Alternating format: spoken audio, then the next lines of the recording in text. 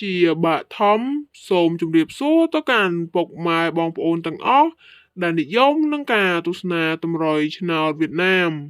ថ្ងៃនេះក្រុមតម្រុយឆ្នោតវៀតណាមយើងខ្ញុំមានលេខពិសេសដើម្បីចែកជូនទៅកាន់ពុកម៉ែបងប្អូនបើពុកម៉ែបងប្អូនពេញចិត្តនៅវីដេអូមួយនេះសូមកុំភ្លេចជួយចុច like ក៏ដូចជា Subscribe ដាក់សញ្ញារូបកណ្ដឹងដើម្បីទទួលបានវីដេអូថ្មីៗ